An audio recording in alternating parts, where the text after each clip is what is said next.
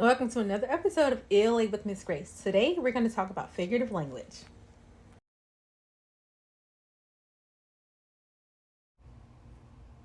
Figurative language can be an exciting way to explore the world in literature. In this lesson, we're going to cover similes, metaphors, hyperboles, personification, onomatopoeia, and oxymoron. First, a simile is a comparison of two or more things that use the words like or as in the comparison, i.e., the sky was as dark as midnight blue. His hair was as soft as wool. The chair was red like a tomato. All of these examples use the words like or as comparing two things. The sky is being compared to midnight blue. Hair is being compared to wool. And chair is being compared to a red tomato. Next, we have metaphors. A metaphor is a comparison of two or more things that don't use the words like or as in the comparison. For example, her eyes were shining stars. His hair was soft wool. Love is a battlefield. In this case, her eyes are being compared to shining stars. His hair is being compared to soft wool. And love is being compared to a battlefield. Next up is hyperbole. Hyperbole is a figure of speech that is exaggerated. For example, the man was as old as time. I'm so hungry I could eat a horse. The man is not actually as old as time. He's just really old. And no one is ever that hungry they could eat a horse. They're just really, really hungry. Personification is giving inanimate objects human characteristics. The horse talked, laughed, and danced all day. The baby kitten called out his mom's name around the house. The wind whispered through the trees. We know that horses don't actually talk or laugh or dance.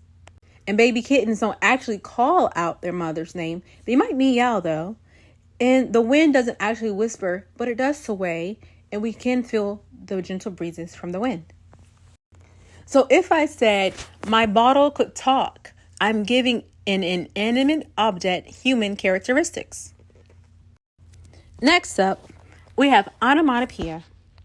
When words that are used to describe a sound actually resemble the sound that they are referring to. Bzzz, like a bee. Bang, like an explosion or loud noise. In a sentence, the sausage is sizzled in the frying pan. The clock ticked quietly in the corner. So when you think of onomatopoeia, think of sounds. Does the sentence that you're reading make a sound? Can you hear it? Next up is oxymoron. An oxymoron is a term that features two words that appear to contradict each other. This rhetorical device is often used for humor or to make a point. Jumbo shrimp. Deafening silence. Silent scream. We know that even jumbo shrimp, they're not actually jumbo. They're just a bigger version of the smaller shrimp. Deafening silence. Silence is not actually deafening. And no one can actually silent scream. Yes, you can make the movement if you're a mime, but you don't actually hear anything. So let's review. Try to see if you can guess the correct answers. First, the questions will be shown, and then we'll go to the answers next. She was as light as a feather. He stood in a blanket of snow. She cried a river of tears. It was a bittersweet day when she left.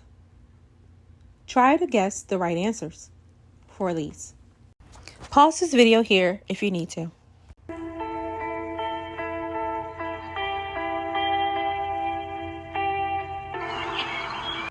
Let's reveal our answers.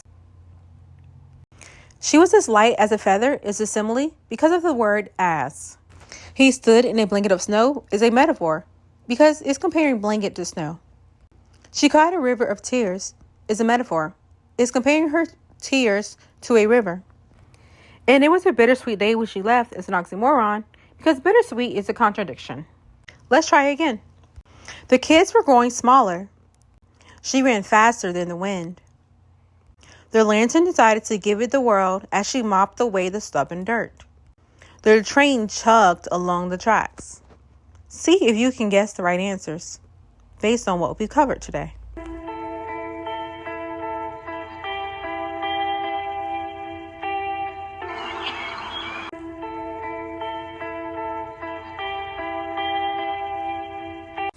Let's take a look at our answers. The kids were growing smaller is an oxymoron because kids don't actually grow smaller. They do get bigger though. She ran faster than the wind is a hyperbole because it's exaggerated. But it is showing how fast she ran, just not faster than the wind. Their lantern decides to give it the whirl as she mopped away the stubborn dirt. It's personification because lanterns can't dance and stubborn dirt is also personification. The train chugged along the tracks is onomatopoeia because this sentence is making a sound. It's indicating how the train sounds. Thank you for tuning in to today's lesson on figurative language. I hope you gained some valuable information and come back next time for our next segment on figurative language where we'll go deeper into figurative language and sound devices and rhetorical devices and so forth. Let me know if you have any questions or if I need to go deeper on any part of this lesson in the comments below.